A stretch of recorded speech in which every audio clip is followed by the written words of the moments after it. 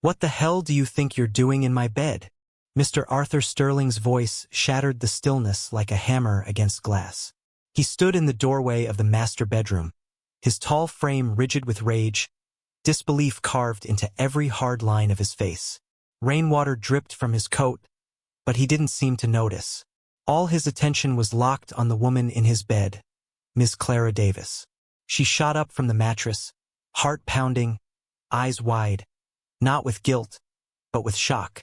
The twin boys, Leo and Max, lay curled on either side of her, finally asleep, their faces soft, breathing deep. The teddy bear in Leo's arms rose and fell in rhythm with his chest. "I can explain," Clara said quietly, trying not to wake the boys. Her hands lifted slightly, calm, open. They were scared. Max started crying. Leo got a nosebleed. Arthur didn't let her finish. His palm came down fast, a sharp crack echoing off the walls as it struck her cheek. Clara staggered back, gasping, one hand flying to her face. She didn't cry out, didn't even speak.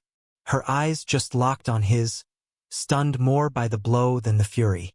"I don't care what excuse you have," Arthur growled. "You're fired. Get out of my house now."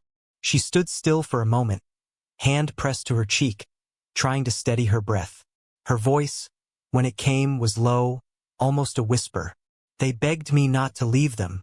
I stayed because they were finally calm, finally safe.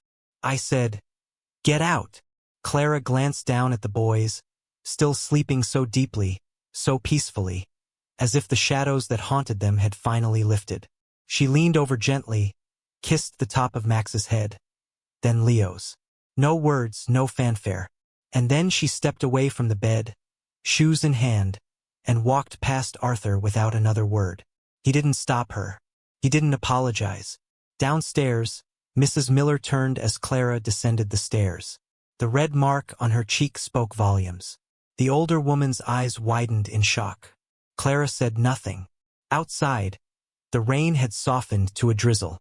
Clara stepped into the gray afternoon, pulled her coat tighter, and began walking toward the gate.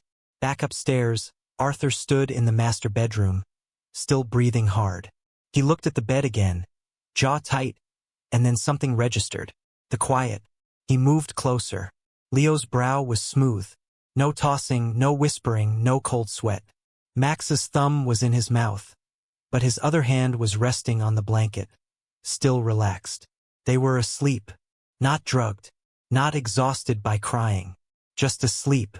His throat tightened. 14 nannies, therapists, doctors, hours of screaming, fits, and anxiety. And yet Clara, this soft-spoken stranger, had managed what none of them had, and he'd struck her. He sat down on the edge of the bed, head in his hands. Shame bled into his chest like ink in water. On the nightstand, a note lay folded once. He opened it. "If you can't stay for them, at least don't push away the ones who will." It wasn't signed. He read it twice, then again. His reflection in the nearby mirror looked back at him. A man hardened by grief, drowning in control, choking on silence. Down the hall, Mrs. Miller stood watching. "Sir," she said softly. She didn't touch a thing in here. Only brought them in when the little one had a nosebleed. He didn't respond. She stayed because they asked. That's all. They didn't ask for me. They didn't ask for anyone else. Just her. Arthur looked up slowly, eyes dark with something more than anger now. Something closer to regret. Outside, the gate creaked closed. And for the first time in months, the Sterling house was silent. Not with grief or rage, but something else. Peace, the kind Clara had left behind. The house was too quiet, not the comforting kind, like the hush of snowfall or the soft turning of pages in an old book. This was the kind that felt wrong, hollow, and unfinished, like a question left unanswered. Arthur Sterling sat alone in his study, glass of scotch untouched beside him. The note Clara had left resting on the desk like a judgment. "If you can't stay for them, at least don't push away the ones who will." He'd read it 7 times. Outside, dusk spread over the estate like a heavy quilt, and the wind pressed softly against the windows. Inside, the twins still slept, oblivious to the storm they just slept through, oblivious to the fact that the one person they'd allowed into their fragile world was gone. Arthur leaned back in his leather chair and rubbed his temples. His hand stung faintly, the ghost of the slap he delivered still etched into his skin. He hadn't planned it. It wasn't who he believed he was. And yet it had happened. A moment of misjudged fury born from grief and 1,000 quiet failures. He had hit a woman. And not just any woman. He stood suddenly and made his way upstairs. The hallway outside the boys' bedroom smelled faintly of lavender and warm cotton. A small wooden stool sat against the wall. Clara's sketchbook was on top, closed neatly, as if she'd left it there on purpose. He picked it up. Inside were simple drawings, rough, untrained, but full of heart. 2 boys holding hands beneath a tree. A tall house with too many windows. A figure sitting between the boys, arms stretched out like wings. A short caption beneath, "The one who stays." He exhaled slowly. In the nursery, Max stirred. Arthur peeked inside. The boy rolled over but didn't wake. No nightmares, no tears. He closed the door softly. Downstairs, Mrs. Miller was folding napkins when Arthur entered the kitchen. She looked up and froze. Something in his expression told her to put the linen aside. "She's gone," he said simply. "I know," she replied. "I made a mistake," he said almost to himself. Mrs. Miller raised her eyebrows, but her voice stayed neutral. "You don't say. She was in my bed." "She was in your room," Mrs. Miller corrected, "because the boys wouldn't sleep anywhere else. You weren't here. I heard them cry, beg for her. She calmed them." He pressed his lips together. "I know what you thought," she said gently. "But you weren't thinking." Silence stretched between them. He looked at the chair where Clara had sat during lunch only yesterday. Felt like weeks ago. "I need to find her," he said. Mrs. Miller didn't argue. "Start with the return address on her letter. Georgia." He nodded, already heading toward the hall. Across town, Clara sat alone on a bench outside the train station. Her cheek still throbbed beneath the cold. She hadn't cried. Not when he yelled, not when he hit her. Not even when she walked past the front gates with nothing but her bag and the ache of unfinished work in her chest. But now, with her coat wrapped tight and her fingers wrapped around a lukewarm cup of vending machine coffee, tears finally welled. She wiped them quickly, not because she was ashamed, but because crying in public was a habit she'd spent years unlearning. A woman nearby watched her for a moment, then offered a tissue without a word. Clara smiled in thanks and looked up at the night sky. It was funny in a cruel way. She had survived worse than a slap. She'd endured being abandoned by a foster family at age 11. The train pulled in with a long sigh of brakes and metal. She stood slowly, not sure if she'd board. Her ticket was in her coat pocket. Destination: Savannah. But her heart was still upstairs in a white house in Greenwich, where 2 boys were finally learning to sleep. She sat back down. The next morning, Arthur stood in his son's room with a tray of breakfast. Scrambled eggs, toast with strawberry jam, a small bowl of cut fruit. He hadn't done this before, not once since their mother died. Max sat up, groggy. "Where's Miss Clara?" Arthur hesitated. Leo sat up too. "Is she gone?" Arthur nodded. "She had to leave." "Why?" Max's voice cracked. "She didn't do anything bad," Leo said, eyes narrowing. "She helped us. You saw we were good." Arthur knelt beside the bed, placing the tray on the nightstand. "It wasn't your fault. It was mine." Max looked at him hard. "Did you yell at her?" Arthur didn't lie. "Yes." "Did you hit her?" Leo's voice was low. Arthur's throat tightened. He nodded once. Both boys turned away. He stayed there, kneeling on the carpet for a long time. "I'll fix it," he said. "Finally. I'll bring her back." They didn't respond, but they heard him. Later that day, Clara boarded a local bus, not a train, and headed to the nearby shelter where she used to volunteer. She needed space, perspective, somewhere to remember that the world was bigger than one house, even one that held her heart. She taught a writing class that afternoon to a group of teen girls, many of them runaways. She told them stories not about Arthur or his children, but about choosing to stay when others walk away, about knowing your worth even when others don't. When she left the shelter, there was a note stuck in the spokes of her bike. It wasn't from Arthur, but it said, "They asked for you, both of them." Clara looked up at the sky, now streaked with orange, and this time she smiled. Arthur Sterling didn't knock. He stepped into the old community center just as the sun was beginning its descent behind the trees, casting long golden shadows across the gymnasium floor. The sound of his polished shoes on linoleum was out of place here, like a cello in a punk rock band. But he didn't flinch. He scanned the room, spotting Clara at the far end, crouched beside a whiteboard, erasing crooked letters from a lesson. Around her, teenage girls gathered in a loose circle, laughing, joking. Their notebooks sprawled on the floor. Clara laughed with them, her voice lighter than he remembered, not free of pain, but unburdened for a moment. He didn't realize how tightly he'd been holding his breath until she looked up and saw him. The laughter died, not because anyone told it to, but because something in Clara's posture shifted like a curtain drawn mid-performance. She stood. He walked forward, his hands empty. No briefcase, no apology letter, just the weight of what he had done. "I need to talk to you," he said. The girls looked at him wearily, one of them stepping slightly in front of Clara. "It's okay," Clara said gently, and the girl relaxed. Arthur glanced at the whiteboard. A single sentence had been written across the top. "Your voice has value, even when it shakes." He turned to Clara. "May I?" She nodded, leading him outside to the bench by the bus stop. The same one she'd sat on the day before, coffee in hand, tears hidden in the corners of her eyes. "I was wrong," he said immediately. "I judged you.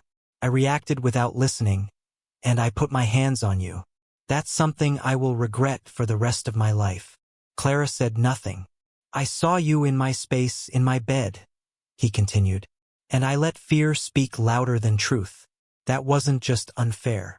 It was cruel. You didn't believe me," she said. Her voice wasn't angry, just tired. "Even after your sons trusted me." "I know," he said. She looked away. "You don't get to walk back into my life because you finally realized I was telling the truth." "I'm not here to clear my name," he said. "I'm here because they asked for you, not a nanny." "You." Clara's eyes softened. "How are they?" "Quiet," he admitted. "Too quiet." She nodded slowly. "That's not peace. That's a wound closing over without healing." He looked down, hands clasped between his knees. "I want to fix this." "You can't fix it," she said. "But you can start with acknowledging that what your sons need isn't control, it's connection." He exhaled. "Come back." She didn't answer right away. Instead, she asked, "If I say yes, will I still be staff?" He hesitated. "No, you'll have whatever title you want. Advisor, mentor, partner." She raised an eyebrow. "Partner in their care," he clarified, though the word lingered heavier than he intended. Clara considered it. "Fine," she said, "but I have conditions. First, no cameras in the children's rooms." He blinked. "There are none." "There were," she said. "Last month, one nanny told me." He frowned. "They were meant for safety. They teach the kids that privacy isn't theirs to keep." He nodded once. "Second," she continued, "they eat dinner at the table. With you, no phones, no business." He hesitated, but nodded again. "Third," she said, "we rewrite the house rules together with them." He stared at her. "They're 5, he said. "They're people," she replied. He cracked the smallest smile. "Anything else?" She took a deep breath. "Yes, the next time you raise your hand to someone who doesn't deserve it, anyone, I'm gone and I won't come back." His expression fell. "Understood." She stood. "I'll see them in the morning." He stood too. "Do you want a ride?" She shook her head. "I'll take the bus. I still have to finish up here." He nodded. "Clara, thank you." She paused. "Don't thank me yet. We're starting over, Mr. Sterling. And this time, I'm not walking on eggshells." She turned and walked back into the building, the whiteboard waiting for her return. Arthur stood at the curb watching her go. That night, he cleared the dinner table himself. He called his sons downstairs. He sat between them with a bowl of spaghetti and awkwardly tried to tell a bedtime story. Getting the names wrong, the voices too stiff. They laughed at him, not unkindly, just honestly. And upstairs in their freshly made beds, Leo whispered to Max, "She's coming back." "How do you know?" Max asked. "Because she said goodbye," Leo replied, pulling the blanket over his head. "Nobody else ever does." The morning, Clara returned to the Sterling estate. The sky was a soft wash of peach and slate blue. Birds fluttered along the treetops, and the manicured lawn glistened with dew. She stood at the iron gates a moment before they opened, gripping the straps of her worn canvas bag like armor. Everything looked the same, but nothing felt the same. The butler, Mr. Peterson, greeted her with a stunned blink, then stepped aside with a slight bow. "Miss Davis," he said with something close to reverence. "Welcome back." "Thank you," Clara replied, walking past the polished marble foyer, the towering chandelier, the silence that once felt stifling. She could hear footsteps upstairs, small, quick, and uncoordinated. Then a shout. "She's here." Max rounded the staircase first, arms flung open, grinning from ear to ear. Leo followed behind, slower, but eyes bright, clutching a sketchbook. Clara knelt down just in time to catch Max in her arms. "Well, hello," she said, laughing softly into his curls. "We made a welcome back sign," Leo mumbled, thrusting the sketchbook at her. On the first page was a wobbly drawing of her, the two boys, and a house with a big heart over it.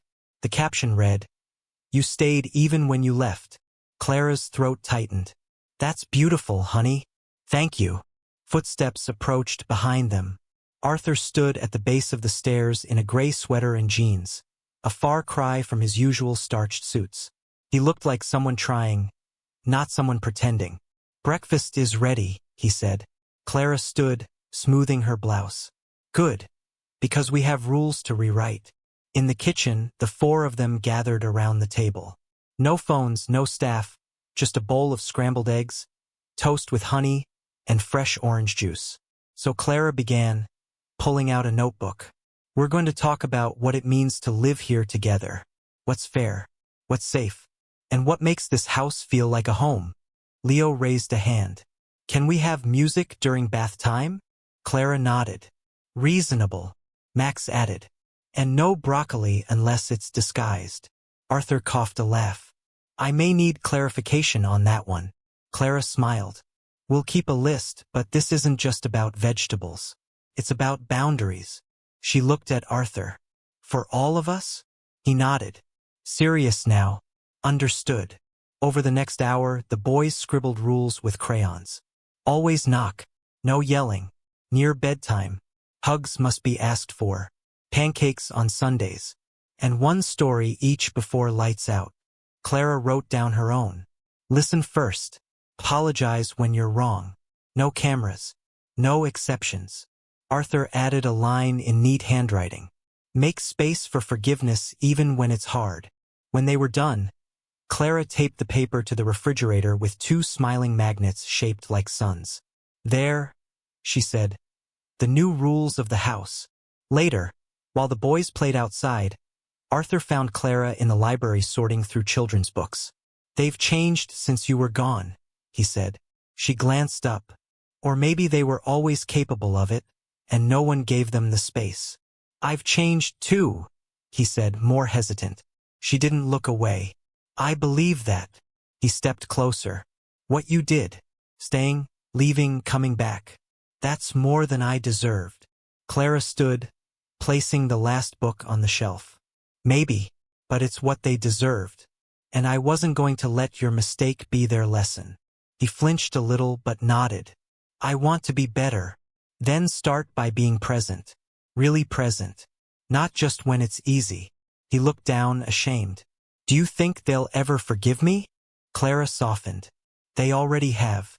Kids are better at that than adults, but you have to earn it every day." That evening, Arthur tucked the boys into bed for the first time since their mother died.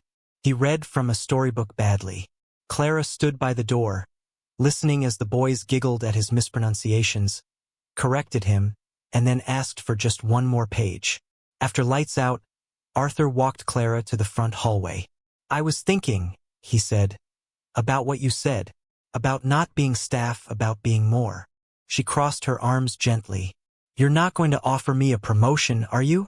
He smiled faintly. "No. I was going to offer you a voice." She tilted her head. "I want you to help me build something. Not just for them, for other kids like them. Kids who've lost something. Someone." Clara's eyes widened. "You mean a foundation?" He nodded. "Something real. You guide it. I'll fund it." She stared at him for a long moment, then said, "If we do this, it's on our terms. No media circus. No performative charity." "Agreed." She extended her hand. "Then we have a deal, Mr. Sterling." He shook it. "Call me Arthur." She smiled. "All right, Arthur." That night, as she walked to the guest room, her own space, no longer just a temporary bed, she paused outside the boys' room. From within, a whisper. "She came back," Max said. "I told you," Leo replied. And Clara, leaning gently against the doorframe, whispered back to herself, "I did." 3 weeks after Clara's return, the house no longer echoed with silence, but hummed with life. Breakfasts were louder, bath times messier, and the boys, once withdrawn and brittle, had begun to bloom like wildflowers freed from winter. The rules on the refrigerator were slightly worn at the edges from eager fingers pointing at them daily.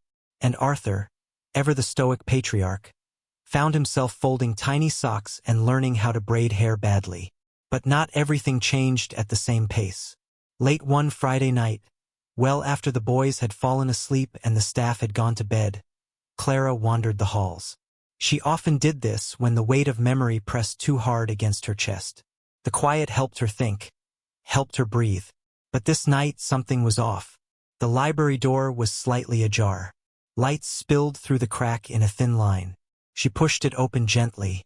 Arthur was there, seated at the desk, shoulders slumped forward, his phone in one hand, a half-empty glass of scotch in the other.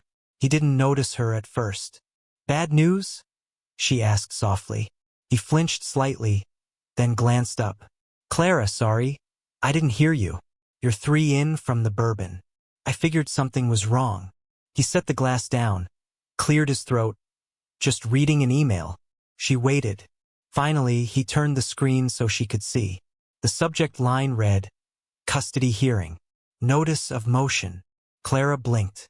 "Custody hearing for the boys?" He nodded, jaw tight. "Ms. Eleanor Vance's parents, the Hayes, they filed for temporary guardianship, claiming I'm unfit." "On what grounds?" He scoffed. "Bitter, neglect, emotional instability, domestic incident." Clara's face darkened. "They found out about what happened. About me." "Apparently," he muttered. "They've been watching, waiting. Now that the boys are starting to open up, now that we finally got some stability, they want to rip it away." She sat down across from him. "Have they ever been involved in the boys' lives?" "Not since the funeral," he said. "They blamed me for Ms. Sterling's depression. They said I buried her too quickly, that I kept the boys from grieving properly. Maybe they weren't entirely wrong." Clara was quiet for a long moment. "Do you want me to testify about the changes I've seen? What I've documented?" Arthur hesitated. "I don't know if that helps or makes things worse. They'll argue your presence proves I can't parent alone." "Then maybe we don't fight them alone," she said firmly. "Maybe we show them what family really looks like, what healing actually requires." His eyes met hers. "You do that. Stand up in court after everything." "I do it for them," Clara said. "Not for you. Not for appearances. For Leo and Max." He exhaled, the tension in his frame releasing slightly. "You really believe I can win?" She stood, walked to the window, and looked out into the dark where the boys' nightlight still glowed in the distance. "You won't win if you go in there as the man who slapped me. But you will if you go as the man who apologized, who changed, who showed up." He nodded slowly. Then I'll show up. The next morning, the house buzzed with quiet urgency. Clara spent time reviewing journal entries, documenting the twins' routines, emotional progress, and interactions with their father. She gathered art projects, took photos of the refrigerator rules, and printed a photo Leo had drawn. The four of them beneath a rainbow holding hands. No one told him to. He'd just drawn what felt true. Meanwhile, Arthur called his lawyer and scheduled an emergency meeting. For once, his instructions weren't about reputation. At lunch, Clara sat with the twins under the oak tree in the backyard, cutting their grilled cheese into triangles and listening as they argued about which superhero would win in a race. Flash or Sonic? Do we have to go live with Grandma and Grandpa Hayes? Max asked suddenly, his little voice barely above a whisper. Clara stilled. Why would you ask that? I heard Daddy on the phone, Leo said. They don't like him. Clara set her plate aside. Boys, no one is taking you anywhere without a fight. And I'm not going anywhere either. But they're rich, Leo said. And they're, Caucasian. Clara blinked, surprised. What does that have to do with anything? Leo shrugged. They said on the phone that Daddy's made bad choices, that you're not part of the family. Clara leaned in close, cupping Max's chin gently. Let me tell you something. Families aren't built from the same skin or last names. They're built from who stays, who fights for you when it gets hard. And I'm here. That makes me family. Max wrapped his arms around her, small and warm. Then you better win, he mumbled. Clara looked up at the house where Arthur stood behind the window watching them. He gave a faint nod. They were ready to fight. That night, Clara sat at her desk in the guest room, typing up her statement for court. It wasn't grand or formal. It was honest. She described the boys' anxieties when she first arrived. The screaming fits, the hollow silences, the way they reached for her hand, then let go, afraid of hope, and how over time they started laughing again, sleeping again, trusting again. At the bottom of the page, she wrote, Healing doesn't happen in clean lines. It's messy. But in that house, I've seen two little boys begin to stitch themselves back together. Not because of money, not because of blood, but because someone chose to stay. She printed it, placed it in a folder, and left it on Arthur's desk. As she turned to leave, she glanced back at the note he'd once kept, her handwriting, still taped to the edge of a photo frame. If you can't stay for them, at least don't push away the ones who will. She smiled, because now, finally, no one was pushing away, and everyone was staying. The courthouse smelled of polished marble and nerves. Its grand columns loomed like silent judges, the morning sun pouring through tall windows in golden shafts. Clara sat beside Arthur in the waiting area, both dressed in muted tones. Him in a tailored gray suit, her in a soft navy dress with sleeves just long enough to cover the faint scar still healing on her wrist from a night the twins had both had nightmares. Arthur glanced sideways at her. Nervous. Clara kept her gaze forward. Only about what I can't control. Across the room sat the Hayes. Mr. James and Miss Eleanor, draped in affluence-like armor. Eleanor wore pearls, a neatly pressed cream skirt suit, and the kind of disapproving stare that could curdle milk. James looked less composed, his hand twitching against his cane, eyes darting toward Arthur with barely concealed contempt. They hadn't acknowledged Clara, not once. The door to courtroom 5 opened and a bailiff called them in. Clara stood, straightened her shoulders, and whispered to herself, "This is for Leo and Max." Inside, the courtroom was colder than the hallway. A judge sat perched behind a tall bench, an older woman with silver hair swept into a tight bun and reading glasses hanging from a chain. Her nameplate read, Honorable Judge Sarah M. Thompson. Arthur's lawyer, Mr. Fields, stood first, calm, experienced, with just enough humanity in his tone to not sound rehearsed. He spoke of the sudden loss of Miss Sterling, of the family's struggle to rebuild in the wake of tragedy, and of Arthur's recent efforts to stabilize the home, highlighting consistent therapy for the children, progress at school, and most notably, the presence of one Clara Davis. Then Eleanor took the stand. Her voice, though polished, trembled with indignation. "We only want what's best for our grandchildren. What kind of example is a man who hires an unqualified stranger to raise his children? A man who, by his own admission, struck this woman in his own home.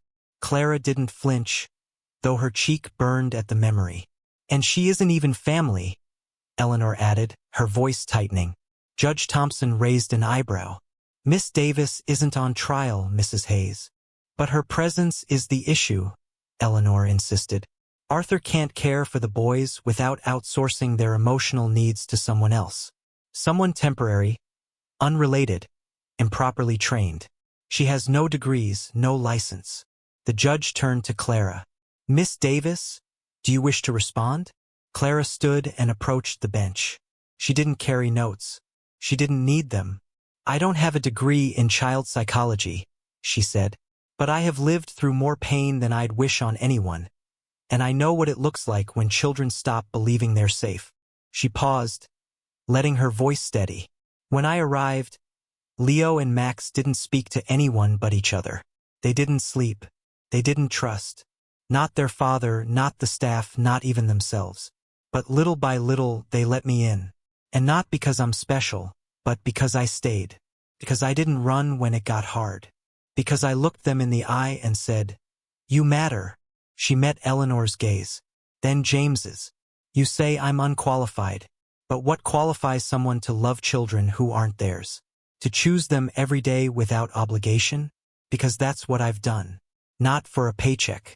Not for praise, but because someone needed to. Judge Thompson sat back, her expression unreadable.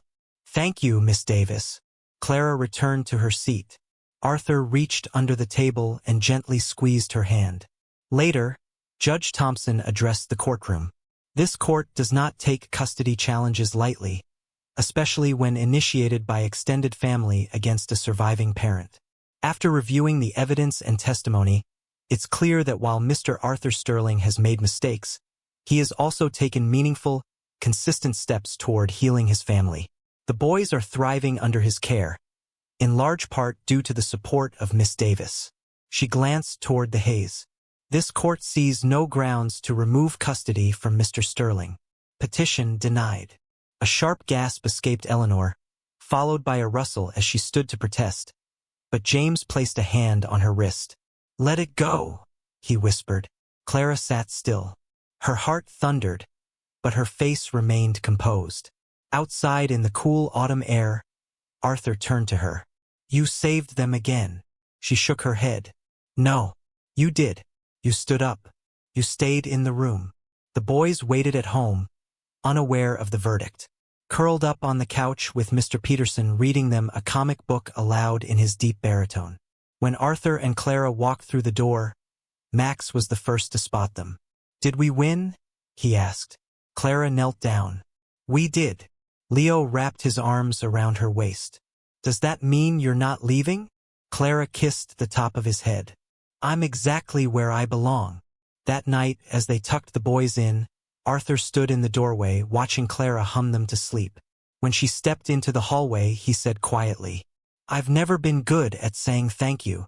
Then don't, she replied. Just keep showing up. He nodded, eyes softer than she'd seen before. Tomorrow, he said, we begin building that foundation. I already have architects scheduled. She smiled. And the name? He paused. The Sterling Davis Center for Healing. Clara blinked, caught off guard. That's a lot. It's true, he said. You built it with us.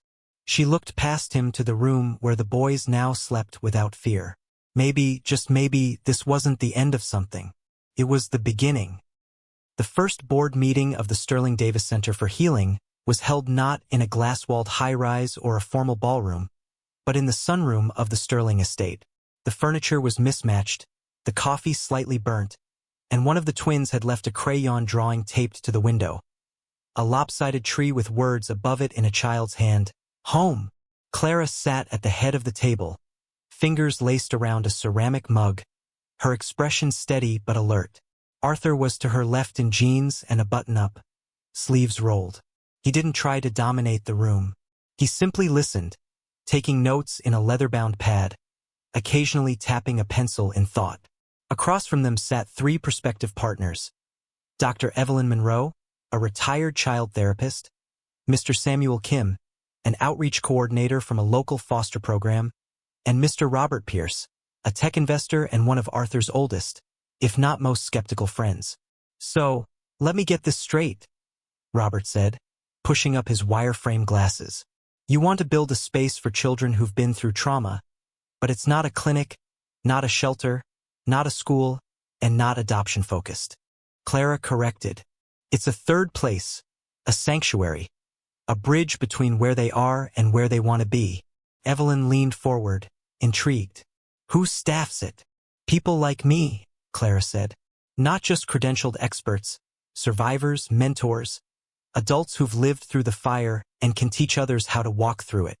Samuel scribbled something in his notebook. "And how do you plan to handle funding, oversight, liability?" Arthur cut in gently. "We'll handle the logistics. Clara will lead the heart." Robert blinked. "And the name stays?" Clara smiled. "Yes, it stays."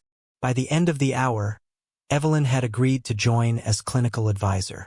Samuel offered his connections with local agencies, and Robert, after a long sigh and one muttered, "This is either brilliant or doomed," agreed to fund the first 6 months of programming.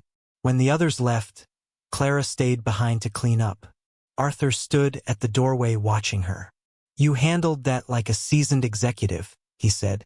"I taught middle schoolers for 3 years," she replied, smirking. "Boardrooms don't scare me." He stepped into the room. "You were amazing." She didn't answer right away. She was staring at the drawing on the window. "You know," she said softly, "when I was growing up, I moved 12 times, 12 different homes. Never felt like any of them were mine." Arthur followed her gaze. "That's why this matters so much." She nodded. "Kids need roots and wings."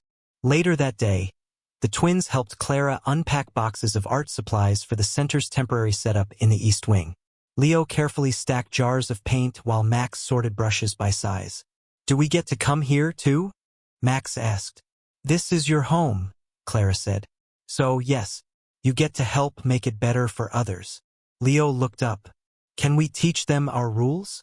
Clara knelt beside him. "I think that's a great idea." They spent the afternoon creating a new version of the house rules. This time, illustrated in color with Leo drawing smiling suns and Max adding stick figure families. Meanwhile, in the main house, Arthur made a difficult phone call. He had spoken to his lawyer that morning. There was no legal requirement to include Clara in any parental decision-making. She had no official custody, no paperwork. But as he looked through the window at the way she knelt beside his children, he realized something deeper than legality. She was already family. He picked up the phone. "Judge Thompson, please tell her it's Arthur Sterling." 2 weeks later, Clara received a large envelope in the mail. It came with a handwritten note from Arthur. "No more temporary, no more blurred lines. You deserve the title you've already earned." Inside was a formal appointment document naming her as co-director of the foundation and legal guardian in the event of his absence. Attached was a notarized petition, Arthur requesting shared guardianship of the twins with Clara as co-signer. Clara read it 3 times before her hands began to shake. She hadn't asked for it. She hadn't even imagined it. But somehow it was exactly what she'd always wanted without knowing. That night, she sat with Arthur on the back porch, the boys asleep upstairs, a fire crackling gently in the outdoor hearth. "You didn't have to do this," she said quietly. "I know," he replied, "but I needed to." She turned to him. "Why now?" "Because they deserve permanence," he said. "And so do you." She blinked away sudden tears. "I'm not perfect." "Neither am I," he said. "But they don't need perfect. They need present. And you've never left." She reached for his hand. He didn't flinch this time. He held it. A soft wind stirred the trees. And for the first time in a very long time, Clara Davis felt something deep and sacred settle inside her. Something she once thought she'd never feel again, home. Clara didn't expect to see her mother again. She certainly didn't expect her to show up at the front gate of the Sterling estate on a Monday afternoon, wearing a weathered denim jacket and eyes that still carried too many unsaid things. Arthur had been the one to answer the call from the intercom. "There's a woman here," Says she's your mother, Ms. Lena Davis. Clara froze. She was in the middle of sorting educational materials for the center's upcoming open house. Posters, name tags, laminated behavior charts, and suddenly her hands felt too heavy to move. She's here, Clara asked, her voice barely audible. Arthur nodded slowly. I can send her away. Clara stared at the stack of flashcards in her hands. Trust, forgive, safe. Words she'd been teaching the twins for weeks. No, she said. Let her in. Lena stood just inside the doorway like someone waiting to be judged. Her hands twisted the strap of her handbag, and her gaze darted around the foyer as if unsure what kind of daughter built a life like this. Clara met her eyes with a mix of weariness and steel. Hey, Mama. I wasn't sure you'd remember me, Lena said, her voice gravelly from cigarettes and time. Clara folded her arms. It's not something you forget. They sat in the sunroom, Clara on one end of the couch, Lena on the other, with a gulf of years and pain between them. I heard your name, Lena began. Some woman at church said you were in the news. Something about a center. Your face was in the paper. Clara didn't answer. I was proud, Lena added softly. But I knew you wouldn't want to hear that. Clara tilted her head. Why now? Why after all these years? Lena's eyes watered, and for a moment, Clara saw a crack in the mask. Because I'm sick and because I was wrong. That caught Clara off guard. I didn't know how to be a mother, Lena whispered. I was drowning in my own pain. Your father? Well, he broke more than just furniture. And when he left, I didn't know how to hold anything together. Not even you. Clara swallowed hard. I waited for years for you to come find me. I know. Lena wiped at her face. I failed you. Silence stretched between them. Then Clara asked, Do you want to meet the boys? Lena looked up sharply. You have children? Not mine by blood, Clara said. But they're mine in every way that counts. Lena hesitated. Would they? Would they like me? Clara looked out the window where Leo and Max were chasing each other with paper airplanes, their laughter rising like music. They don't know you, she said, but I'll tell them the truth, that you're trying. Later that evening, Clara sat at the edge of the boys' bed as they peppered her with questions. She's your mom? Leo asked, incredulous. Why haven't we met her before? Max chimed in. Because sometimes grown-ups make mistakes, Clara said gently. Big ones, ones that take a long time to fix. Is she going to stay here? Leo asked, clutching his stuffed tiger. Not right now, Clara said. But she wants to get to know you slowly, if you're okay with that. Max looked thoughtful. Only if she plays Uno with us. Clara laughed. I'll let her know. Downstairs, Arthur waited in the kitchen. How'd it go? They're curious, Clara said. More open than I expected. He poured her a cup of tea. Are you okay? Clara took the cup and held it close. I'm not sure, but I think I want to try for closure, maybe even healing. Arthur nodded. You're braver than most. She looked at him. You make it easier. Over the next few days, Lena visited the estate in short, measured doses. She sat with the twins under the big oak tree while they explained the house rules and showed her the feelings chart Clara had created. At first, she seemed stiff, uncertain. But slowly, she started to soften. She brought stories from Clara's childhood. The good ones, the ones that Clara had almost forgotten. She brought cookies that crumbled too much but tasted like Sunday mornings. And she brought photos, faded, worn, but filled with moments Clara had missed or buried. One evening, Clara sat with Lena in the library, flipping through one of the old albums. You used to hum that same lullaby you sing to the boys, Lena said. You were 3. Wouldn't sleep without it. Clara blinked, caught off guard by the memory. I thought I made that tune up. You didn't. You remembered it. Even when you forgot me. Silence fell. Then Lena reached into her bag and pulled out a small box. Inside was a bracelet, tarnished, simple, with a charm in the shape of a bird. I bought this the day you were born, she said. But I never gave it to you. Clara held it gently, fingers brushing the charm. Why a bird? Because I knew you'd fly someday. I just didn't know how far. Clara didn't cry. Not then, but later. In the quiet of her room, with the bracelet on her wrist and the moonlight casting soft shadows across the floor, she let the tears come. Because healing wasn't a destination. It was 1,000 small decisions to open the door again, to try to forgive not just others but yourself. And maybe, just maybe, that was enough. Fall arrived in subtle whispers, the golden light lingering longer in the mornings, the chill that kissed your skin just before sunset at the Sterling Davis Center. Preparations for the inaugural Healing Weekend retreat were in full swing. Clara stood at the whiteboard in the newly renovated community room, mapping out the weekend schedule with color-coded markers, while the boys folded blankets nearby. Arthur passed by with a clipboard and a grin. You do realize none of these kids will follow a color-coded schedule, right? Clara shot him a playful glare. They won't know it's color-coded, but I will. Keeps me sane. He laughed, and for a moment, everything felt light, easy. But Clara had learned that with healing came friction. Growth scraped up against the walls of old wounds. And that friction was coming fast. It started with a phone call from Mr. Samuel Kim, their liaison with the local foster agency. Clara, we have a complication, he said. What kind of complication? There's a girl, 16, named Sarah. She's been placed in 5 homes in the past year. Every one of them ended badly. She's smart, scary smart, but guarded. She's refusing therapy, won't go to group sessions, and now she's refusing to stay in the system altogether. Clara listened quietly. Samuel continued. Her social worker thinks your center might be her last shot before she ends up in juvenile detention. But she's volatile. I won't lie to you. This isn't a sunshine story. Clara took a deep breath. Bring her in. Sarah arrived with a single duffel bag, combat boots, and a wall of silence. Her hair was dyed a defiant shade of cobalt blue, and her arms were folded tight across her chest like a shield.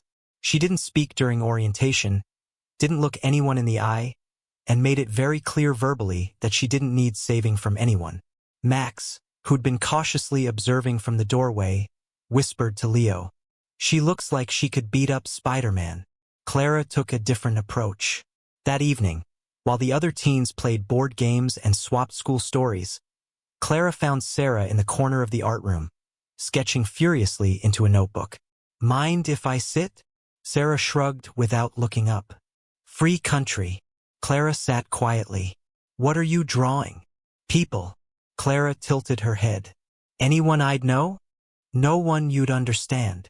There was no bitterness in her tone, just distance. Clara nodded. Fair enough. They sat in silence for several minutes.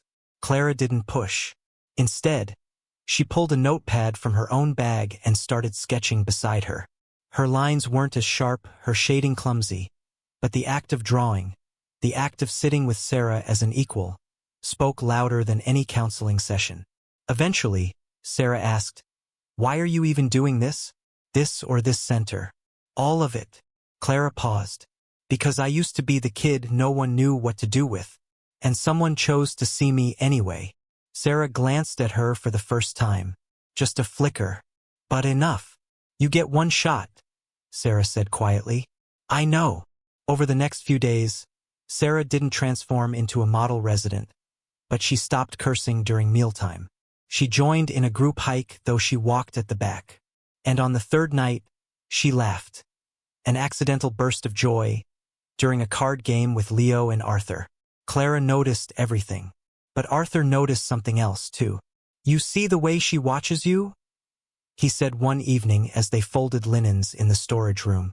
She's suspicious, Clara replied. She's attached, Arthur said already. And that's dangerous. Clara set down the towel in her hands. You think I'm making the same mistake I made with the twins? I think you need to protect your own heart, he said softly. She nodded.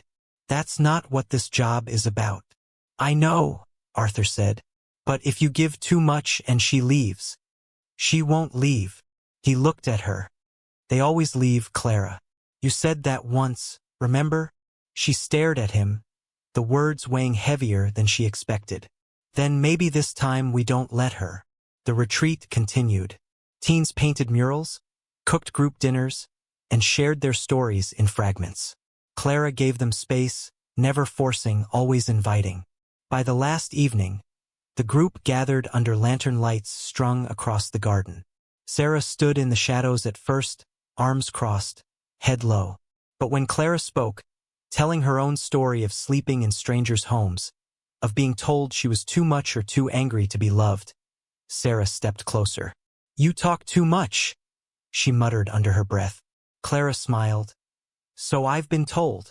Then Sarah said quietly, "I used to draw birds before, when things were better." Clara turned toward her. "You still can." That night after lights out, Sarah knocked on Clara's door. I don't want to go back," she said, her voice cracking. "To the group home or anywhere else. This place, it doesn't feel fake." Clara stepped forward and placed a hand on her shoulder. "Then stay. Let's find a way to make this home." Sarah nodded, wiping her eyes with the sleeve of her hoodie. As she turned to leave, Clara whispered, "You're not too much. You're just right, and we see you." That was all Sarah needed. Sometimes healing didn't come in thunderclaps or epiphanies. Sometimes it came in quiet promises whispered through open doors. It started with a headline, just a blip in the corner of a local online paper, but enough to send a shiver down Clara's spine. Local Millionaire's foster program under scrutiny. Allegations of improper staffing. Oversight loopholes. The article was thin on details, but thick with implication. Anonymous sources, concerns raised, children at risk. It painted the Sterling Davis Center as a well-intentioned, poorly managed operation, suggesting that Clara was unlicensed and unqualified, and hinting that Arthur used his wealth to bypass regulations. Arthur was furious. Clara was silent. She read the article again and again, her fingers gripping the tablet so hard the screen dimmed from pressure. "This is a smear job," Arthur growled. "Someone's trying to sink us. Someone who knows we're making progress," Clara said quietly. The next day, Samuel called. "Clara, I'm getting calls from the agency. They're asking if you're operating with certified trauma counselors, if your background checks are current. This isn't just gossip. It's turning into a formal investigation." Clara closed her eyes. "How bad?" "Bad enough. They're talking about pulling kids out of the center. Even Sarah." That hit harder than she expected. "No," she said firmly. "They can't take her. She's only just beginning to trust." Samuel sighed. "You need to fight this, Clara. But quietly. Don't make it worse by going public. Just shore up your defenses fast." She hung up and went straight to Arthur. "They're coming for us," she said. "And if we don't get ahead of it, they'll take the kids, the funding, everything." Arthur leaned forward. "We'll bring in outside consultants, auditors. I'll get Evelyn to review every policy." "But Arthur, this is a hit job. It's personnel. Someone who knows us," Clara said. "Knows the structure, the timeline." Arthur's jaw clenched. "You think it's the Hayes?" "No," Clara said. "They wouldn't play quiet like this. This feels closer." Later that night, as rain lashed against the windows, Clara sat in the center's office, going through personnel files, trying to find a weak link, a mistake, something they missed. Then she saw it. Sarah's intake form. One signature was slightly off. The social worker listed wasn't the one Samuel had assigned. The paper had been scanned through an older printer from an agency they hadn't worked with in over a year. Clara's heart dropped. Someone had forged the paperwork. She dialed Samuel immediately. "This is going to sound crazy, but I think someone tampered with Sarah's file." Samuel pulled up the records on his end. "Wait, yeah, this isn't our file. Where did this come from?" "I don't know," Clara said, her voice tight. "But someone planted it." Samuel was silent for a moment. "Then you need to get ahead of this now." The next morning, Clara called an emergency board meeting. Evelyn, Robert, Samuel, and Arthur sat at the long table, tension thick in the air. She laid the forged document on the table. "This is the weapon they're using against us," she said. "And we need to disarm it." Evelyn frowned. "This is serious. If an audit reveals a forged placement, They'll shut us down on grounds of negligence, even if we didn't know. Samuel leaned back, frustrated. Someone slipped this in. They're targeting Sarah because she's the easiest to discredit. If they can claim we failed her, they can unravel the entire center. Arthur stood. Then we don't give them the chance. We go to the press first. Tell the story ourselves. Robert raised an eyebrow. You want to publicize a forgery? That's risky. Clara shook her head. Not just the forgery, the truth. We tell them who Sarah is, why she came here, what she's become. Evelyn looked at her. You'd be putting her at the center of a media storm. I'll ask her first, Clara said. She gets to choose. That evening, Clara found Sarah in the art room, painting a massive canvas, a bird breaking free of tangled ropes. Can I talk to you? Clara asked. Sarah kept painting. They're trying to send me back, aren't they? Yes. Sarah didn't stop. You going to let them? Clara stepped closer. Not without a fight, but we need your help. She explained the situation carefully. Honestly, I won't put you in the spotlight unless you say yes. She finished. Sarah set down her brush. You told me once I wasn't too much, that I was just right. Clara nodded. Then let's show them who I am, Sarah said. Let them see me. The next day, Clara stood in front of a group of reporters. Arthur beside her, Samuel and Evelyn behind, and Sarah, brave, centered, stood in front of the microphones. My name is Sarah Jones. I'm 16. I've lived in 10 foster homes in 4 years. I've been called unfixable, volatile, dangerous. But here someone saw me. Someone stayed, and I started to believe I might matter again. Her voice didn't waver. I'm not a case number. I'm not a mistake. I'm a girl who paints birds because I forgot how to fly, and now I'm learning again. Clara stood tall, proud. The cameras flashed. The questions came, but the tide had shifted. Truth, once buried, had a way of rising, and this time it came with wings. The fallout wasn't as explosive as Clara feared, but it was relentless. For 3 straight days, the media camped outside the estate's gates. Some reporters shouted questions. Others just stood there. Cameras pointed, hoping to catch an image of the girl who'd cracked open the story no one wanted to tell. Sarah didn't flinch. If anything, she grew stronger. The center released her artwork as part of their statement, a gallery of resilience. Her bird painting was shared across social media, a symbol of second chances. Her voice in the press conference echoed far beyond the local community, reaching state-level organizations. Emails poured in. Survivors, supporters, skeptics, and believers. But not everyone was kind. An anonymous blogger posted Sarah's juvenile record. Another called Clara a well-meaning fraud. A national columnist wrote, "Charity cannot replace training," questioning Arthur's decision to entrust children's futures to empathy without structure. Clara absorbed it all in silence.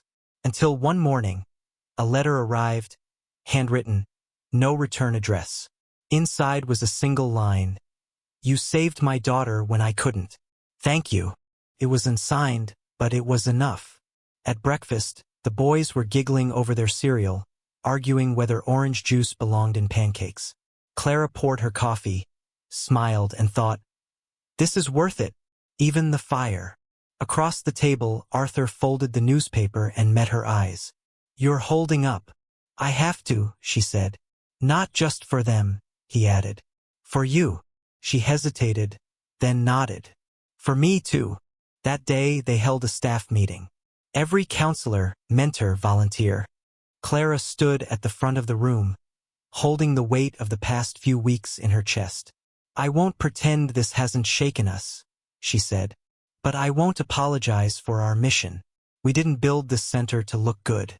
We built it because kids fall through cracks, and we decided to stand in those cracks and catch them. The room was quiet. Then Evelyn stood. We're with you. One by one, the team nodded. Some murmuring. Always, yes, we stay. That night, Clara walked the halls of the center alone. The walls were lined with drawings, quotes from the kids, a few photographs of family dinners. She stopped in front of one. Leo and Max, arms around Sarah, all three laughing. Home captured in a frame. In the East Wing, she found Sarah working late on a new mural. A city skyline with windows glowing gold. "You're still here," Clara said gently. Sarah shrugged, wiping her hands on a rag. "Can't sleep." "You okay?" Sarah paused. "Yeah. Just thinking about what happens next. People think because I stood in front of cameras I'm fine now, but I still get mad for no reason. I still don't trust people easy. She trailed off. Clara sat beside her. "You don't have to be finished to be free." They sat in silence. The only sound, the faint hum of distant crickets. Then Sarah said, "You think I could ever, I don't know, speak at schools? Talk to other kids like me?" Clara smiled. "You just did. And yes, you're more than capable." Sarah grinned, a flash of pride beneath her guarded expression. "Then I want to be the person I needed back then." The next morning, a call came from a representative of the state's Child Welfare Committee. "We've been reviewing the Sterling Davis model," the voice said. "It's unconventional, but it's working. We'd like to meet, possibly replicate it elsewhere." Clara sat frozen. "You're saying you want to expand?" "We're saying," the voice replied, "we want to learn." After she hung up, she stared out the window for a long moment, her thoughts spinning. It was bigger than her now. Later that week, Clara, Arthur, and Sarah sat with the boys under the oak tree. The air smelled like cinnamon and dry leaves.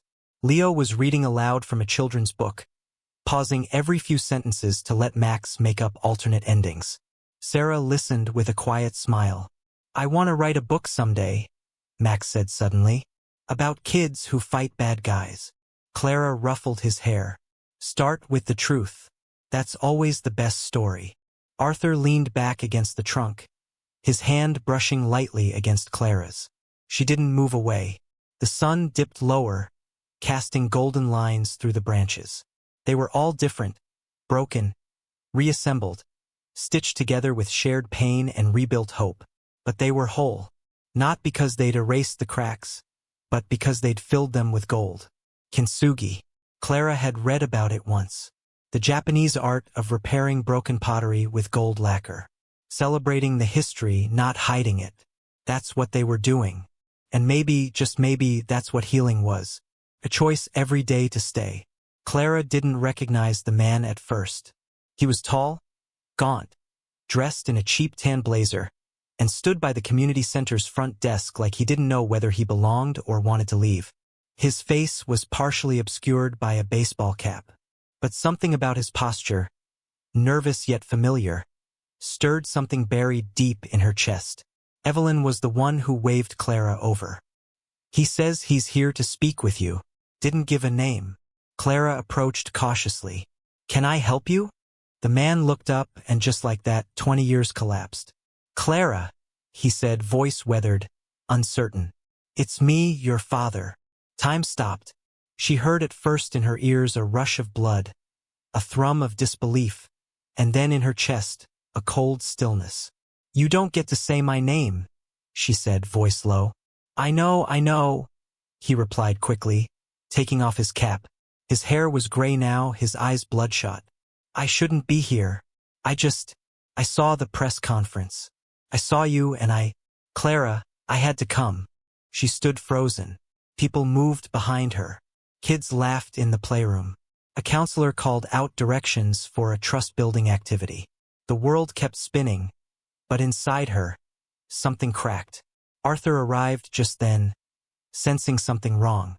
His gaze shifted between them. "This man bothering you?" he asked. Clara didn't look away from her father. "No. Yes. I don't know. I'll give you space," Arthur said quietly. But he didn't go far. "I'm not here to ruin anything," her father said. "I don't want money. I don't want anything. I just wanted to see if you were okay." Clara let out a slow breath, sharp and steady. "You left when I was 10. When Mom had her breakdown. When everything fell apart. I was sick." "Clara," he whispered.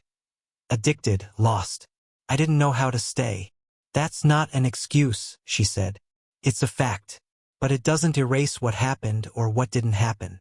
He nodded, shame curling around his shoulders. I missed your life. You forfeited it, she corrected. They stood in silence. Then he pulled something from his coat pocket. A photo, bent at the corners, faded with time. A girl in overalls with braids and scraped knees, holding a sketchbook and squinting into the sun. You left this on the porch the day I drove away, he said. I kept it. It was the only piece I had. Clara's throat tightened. That photo had been from a summer day she barely remembered, taken by a neighbor. She'd forgotten it existed, but seeing it now felt like being punched in the memory. I'm trying to be clean, he said. Been sober 2 years, working at a garage outside Baton Rouge. I see a counselor. I go to meetings. Clara crossed her arms. And what? You want forgiveness? He looked at her, eyes glassy. No, I want grace. The word hit differently. Grace wasn't a transaction. It wasn't earned or negotiated. It was a gift offered freely or not at all. I can't promise that, she said. He nodded. I understand. But I can promise not to hate you anymore, she added.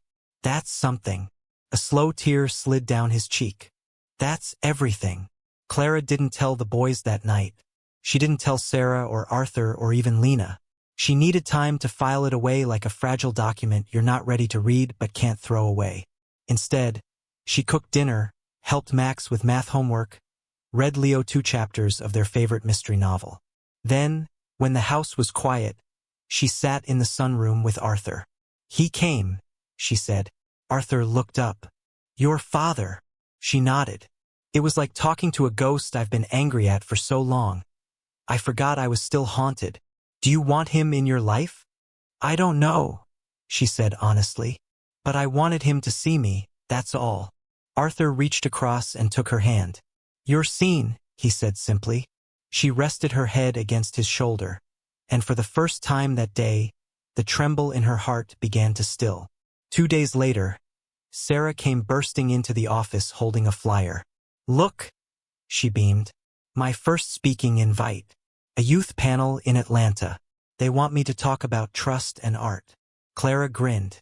That's amazing. When is it? Next month. But I'll need a chaperone. Clara raised an eyebrow. You're asking me? Sarah smirked. I trust you not to let me eat 3 gas station burritos in a row. Flawed logic, Clara said. But flattering. Then Sarah got serious. I'm nervous. That's good, Clara said. It means you care. Sarah looked at her with that guarded hope Clara knew so well. Thanks for seeing me even when I couldn't see myself. Clara touched her shoulder. That's what light does. It finds the cracks and gets in anyway. And in that moment, Clara understood something new. Healing didn't always mean forgetting.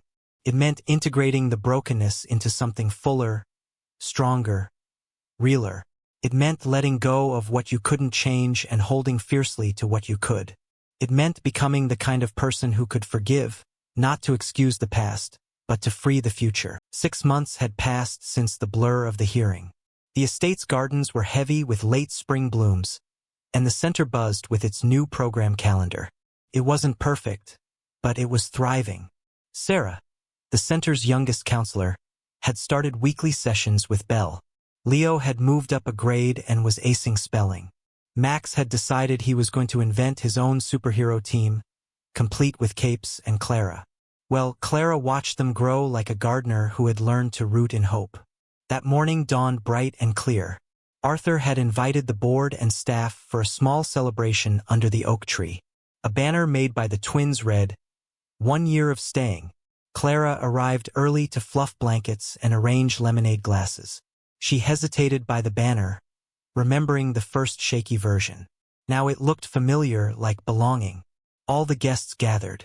Evelyn, Samuel, Robert, Lena, and staff from local agencies filled chairs scattered around the lawn. Children sat in a circle, twirling paper lanterns. Arthur began.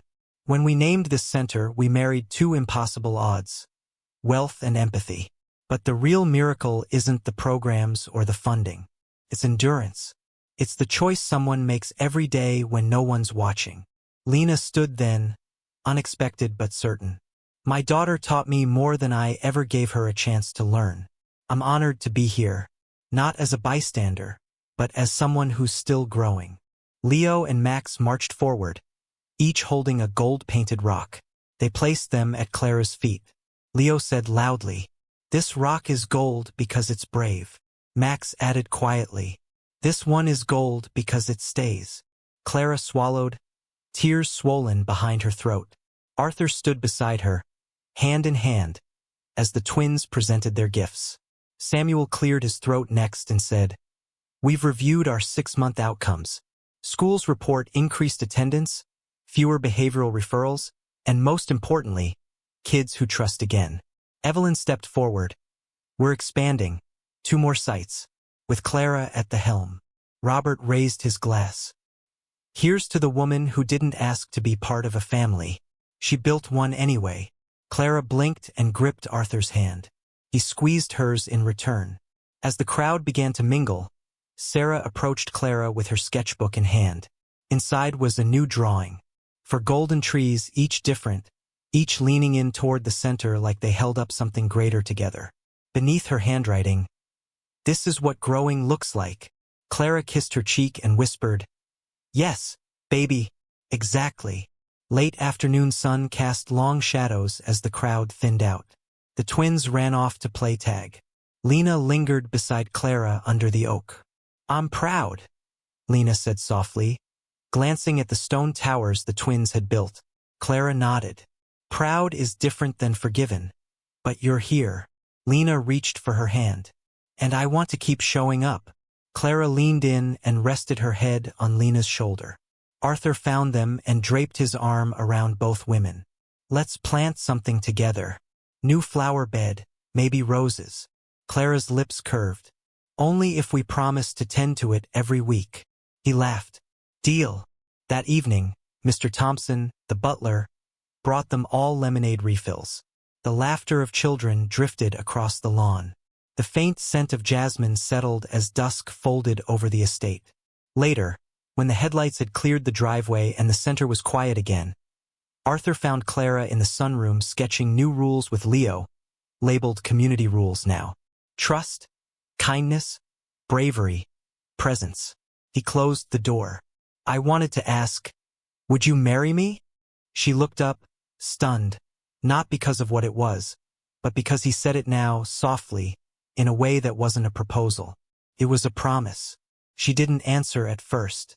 She closed her sketchbook and pressed it to her chest.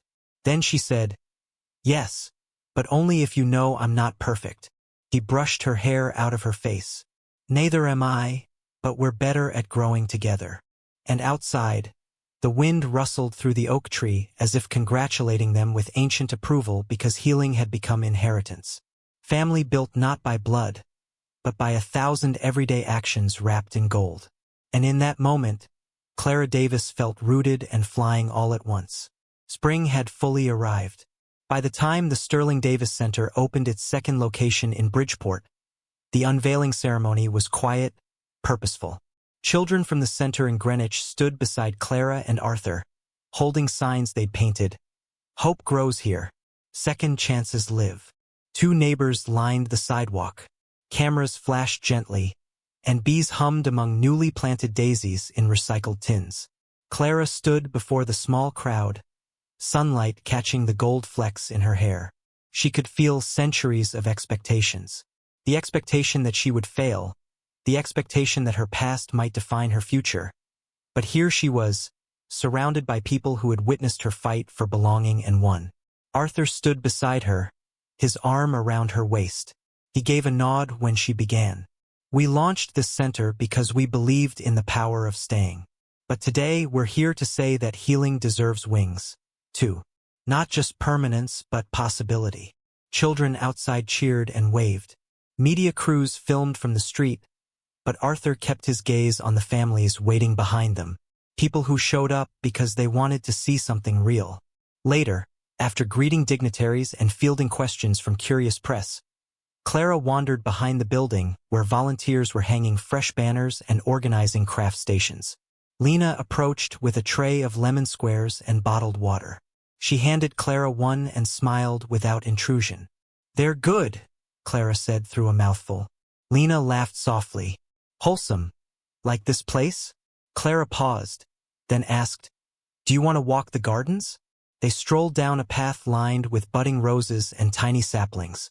Lena paused before a sapling planted in honor of Leo and Max. Its leaves fluttered in a breeze that smelled like pollen and possibility. "I planted this," Clara said, "so someone who feels alone knows they can root even through hard soil." Lena placed her hand on the tiny branch. "You have deep roots." That afternoon, inside the community room, staff were gathering for the first training session at the new site. Evelyn stood at the front, welcoming them with warmth. Sarah sat nearby, sketching program plans while Samuel organized supplies. Locals filled tables, curious and hopeful. Arthur slipped in quietly and whispered to Clara, "You've changed thousands of lives." She smiled at him. "We're just getting started." Later, Clara and Sarah walked through the unfinished wing, where future therapy rooms arched beneath skylights. Sarah paused at a window overlooking the road. "There's so many roads out there," she said softly. "I used to think none of them led home." Clara followed her gaze. "Home is more than walls. It's what people build together." Sarah nodded. "Then I'm building it." That evening, Arthur hosted a modest dinner for the central team, including children, under strings of twinkling lights in the main courtyard. Plates of roasted vegetables, herb-roasted chicken, rice pilaf, and a big bowl of sliced strawberries filled the table. Leo offered a polite thank you before passing the bread basket. Max showed a volunteer how to fold napkins into airplane shapes. Sarah carried a sketch pad, but joined in storytelling at the end, making everyone laugh with a dramatic retelling of a school science fail. Arthur raised his glass of lemonade to staying, to building, to making roots deeper than fear. Clara lifted her glass. "And to wings wide enough to let others fly." They clinked glasses, sealed by effort, empathy, and mutual trust. When most guests filtered away, Arthur took Clara's hand and led her outside to the garden beds. Fireflies were just beginning to rise. He knelt, dug a fingertip into the soil, and picked a thin root of a rose. He planted it alongside the sapling already there, 2 stems intertwined at the base. "This is our promise," he said softly. Clara knelt beside him. "To keep tending." He nodded. "Every week, even when it's hard." Clara smiled, tears glossy in her eyes. "Every week." Leo and Max came out with a flashlight. They followed quietly, stood beside them, shining the light on the new root. "Mom," Leo whispered. "That's so cool." Arthur looked at them, then at Clara. "Thank you," he said, not loudly but clearly. That night, back in the guest room, Clara paused at the doorframe outside the twins' bedroom. She watched as Arthur tucked Max in. She saw him gently smooth Leo's hair before turning off the light. She stepped into the hallway and leaned against the wall. Arthur appeared beside her. "You staying?" She looked into the darkened doorway. "I'm always staying." He nodded. She leaned her head on his shoulder. Light filtered through the tinted glass, the faint glow from a lamp in the nursery, the last whispers of dusk through curtains. Outside, the new rose root rested in the soil, and above it, the sapling waited, rooted, growing together. It began with a letter, typed, anonymous, postmarked from a small town in upstate New York. It arrived in a plain white envelope addressed to Arthur Sterling in black ink. No return address, no signature. Just 5 chilling words printed neatly across the center of the page. "She's not who you think." Arthur read it twice before folding it neatly and slipping it into his jacket pocket. He said nothing to Clara that night or the next, but something in his demeanor shifted just enough that Clara, with her honed sense of tension, felt the ripple beneath the calm. It wasn't the first time shadows had followed them, but this felt deliberate, more targeted. The next morning, while Clara supervised the younger kids in the art room, Arthur sat alone in his office, staring at his laptop screen. A name echoed in his mind. Mr. Thomas Hayes, a former business partner, the kind of man who had always envied Arthur's success and, more dangerously, resented his turn toward charity. He'd sent veiled threats before, mostly empty. But this had venom. Arthur opened a secure browser and began digging. Within minutes, he'd found a blog post on an obscure forum. It wasn't explicitly about Clara, but it danced close. Words like fabricated backstory and sympathy branding caught his eye. He clicked out of the site, but the damage was done. He looked out the window. Clara was walking through the garden with Sarah, her hand lightly on the young woman's shoulder.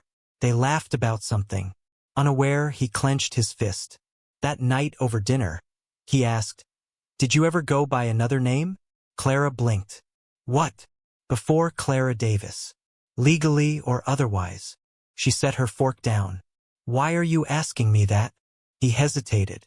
"I got a letter. It suggested you might not be fully forthcoming." Clara stood up slowly. "Do you believe it?" Arthur looked up. His face held conflict, not certainty. "I believe you. I do. But I had to ask." Her voice was quiet but steady. "I was Clara Evans until I turned 18. Then I took my grandmother's surname, Davis, because my mother was gone and my father didn't earn the right to name me." Arthur nodded, shame crawling up his spine. "I'm sorry. I'm not ashamed of who I was," Clara continued. "But I am angry that someone thinks they can weaponize my past." Later, she found Sarah in the old art room. She handed her a copy of the letter. Sarah read it. "Someone's scared." "Of what?" Clara asked. "Of what we've built?" The next day, a news story aired, local, short. A talking head speculating about background checks and donor scrutiny. They flashed Clara's face on the screen. Words like mysterious rise and guardian of troubled youth. Clara turned off the television. She didn't flinch, but she didn't sleep that night either. Arthur reached for her hand in bed. "I'll call the lawyers. We'll handle it." She nodded. "We always knew this could happen. But it's not fair." "No," he said. "But it's familiar." 3 days later, Clara stood before the full staff. Cameras had been barred. This was family. "I won't spend energy justifying my worth," she said. "But I will protect this space. If they come for me, let them. But they don't get to tear down what we've built." Evelyn stood. "Let us handle the press. You handle the mission." Samuel raised his hand. "We'll double security." Sarah walked up and handed Clara a photo. A drawing, really. It showed Clara holding a lantern in a dark hallway with small hands reaching for her from the shadows. "Keep walking," Sarah said. "We're right behind you." That night, Clara walked the halls of the original center alone. She stopped at each door, remembering the children, the crises, the triumphs, her own fears.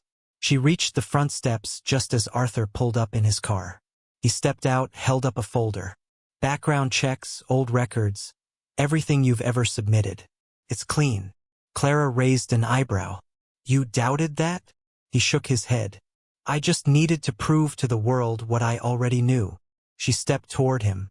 "And what do you know, Arthur Sterling? That your past makes you powerful, not dangerous." They stood on the porch together, silent.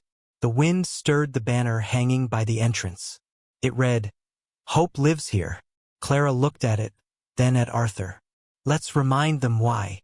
Inside, the center's lights glowed into the evening like a beacon.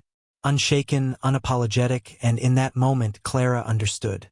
Storms don't always come to destroy. Sometimes they clear the air for something even stronger. Winter's first snow fell. Over the next week, Clara worked with Sarah and community volunteers to gather pieces. Drawings, written notes, artworks brought by teens who had once stood where Sarah had stood. One painting depicted a masked figure with cracks of gold leaking from within. Another was a poem typed on crumpled paper. "I learned to stand again after I thought standing was a sin." On opening day, they cleared a wing in the Greenwich Center. Volunteers hung the displays between warm string lights. Soft instrumental music played. Miss Chloe, one of the teens formerly in foster care, shared her essay. "My left arm is my story." Families, staff, champions, and local press arrived. The room glowed with hushed reverence. Arthur stepped forward to speak. He said, This space is our declaration that trauma will not silence people. It will testify that wounds, when spoken, become pathways, not prisons. Someone asked the twins to speak. They looked at each other uncertainly. Max stepped forward. "We drew these stones," he said, holding a small container. Leo added, "They were gold inside, but cracked, so we painted them gold again." Clara nodded, voice thick. "That's what kintsugi does. It celebrates the cracks. It reminds us that broken isn't less. It's art." Applause rippled through the room. Afterwards, Clara found Sarah. She looked small but braver than ever. "I want to add something of mine," Sarah whispered. "A journal from right after I came." Clara hugged her. "Thank you." Nearby, Lena and Arthur stood holding hands. Clara slipped in between them. Lena brushed a snowflake from Clara's hair. "This is beautiful." Clara smiled. "Because it holds the truth," Arthur added. "And because you're not afraid of truth." That evening, around the dinner table, the family laughed over board games and burnt gingerbread. Arthur chased Max around the oak tree with a flashlight. Leo read aloud from an old mystery novel. Detective Black having coffee with Miss Marple. Clara watched them. The boy who once cried at midnight, the boy who refused to eat peas, and felt the weight of the seasons behind them. She'd walked through storms, questioned her belonging, faced accusations.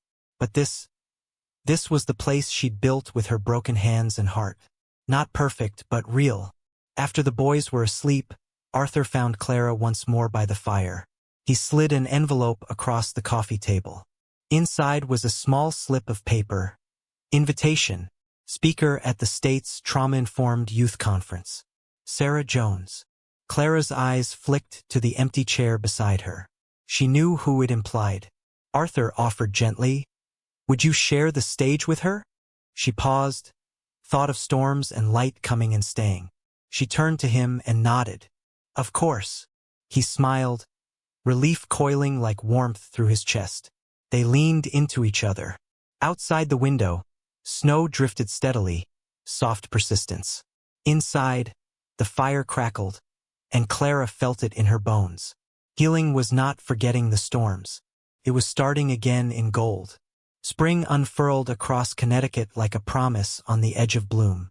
At the state's trauma-informed youth conference in Hartford, a large summer had come full circle, and with it the Sterling Davis estate shimmered beneath a golden afternoon sun. The gardens hummed with bees.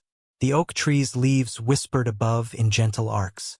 Today marked the second anniversary of Clara's first day, but it felt more like home than remembrance. Inside the sunroom, children placed framed art upon a long wooden bench. Drawings, poems, clay figures, each tagged with a name and the date it had been healed. Beneath them lay the golden rocks Leo and Max had painted long ago. A new addition sat front and center. Sarah's canvas of a bird breaking through ropes into flight, titled Our Story and Song. Clara guided a group of teens through the display. When they reached their pieces, each shared a short reflection. One young girl recited a poem about being lost in darkness until someone simply sat beside her. A boy shared a drawing of broken wings and the words, "But I learned to float." Arthur watched from the window, hands folded across his chest. Lena stood beside him, also observing, both taking in what had become more than a center, a mosaic of survival. Clara slipped outside and found them under the oak tree. The twins chased paper airplanes above their heads. Arthur offered her a seat on the bench. "Look at this," he said, gesturing toward the art display. She followed his gaze and felt a knot of gratitude tighten in her chest. "This is what we built," she said softly. "A sanctuary of truth," Lena added. Clara reached for Lena's hand and gave it a light squeeze. Under the banner that read, "Healing lives through holding," a small crowd gathered. Evelyn approached, clipboard in hand. "We've confirmed the new site will open in Hartford this fall, and Yale has approved the Hall of Resilience curriculum for student training." Clara blinked.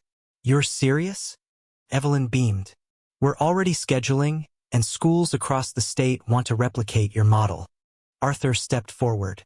"Which means we need more mentoring staff." Would you be interested in leading that, Clara? She exhaled and let her eyes rest on the twins, spinning closer toward her. I'd love to, she said, but only if we keep our values intact.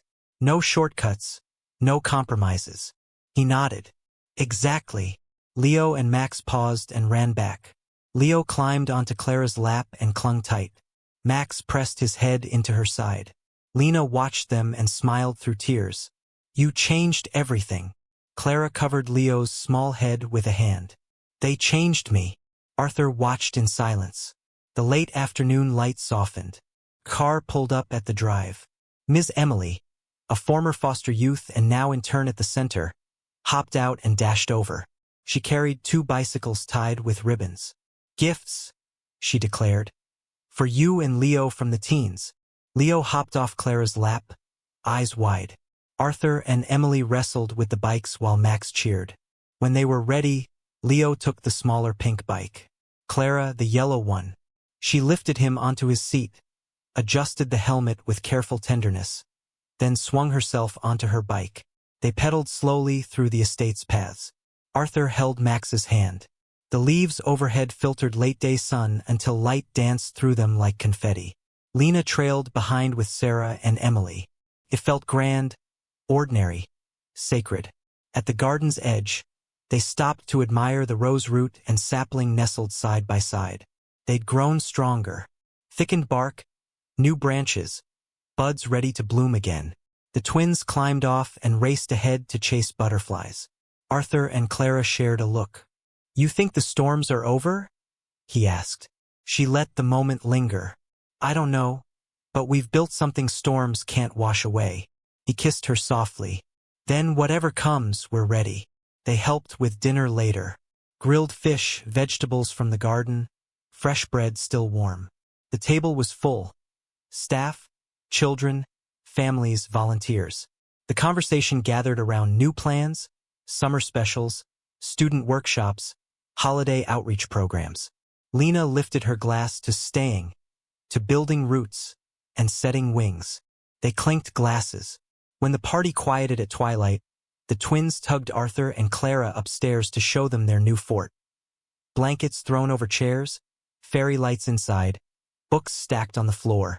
We sleep out here sometimes, Leo explained. Clara sat down and watched them. 2 boys who once were hollow with loss, now rich with laughter. Arthur whispered, "Thank you." She leaned into him. "Thank yourself." Outside the window, fireflies had begun to drift in patterns that looked accidental and beautiful. Inside, the fort glowed with warm lamplight. Clara closed her eyes, breathing in the sound of peace. This was the end of one chapter, the beginning of everything else. Because healing isn't final. It's persistent, imperfect, and bright. And the light it remains.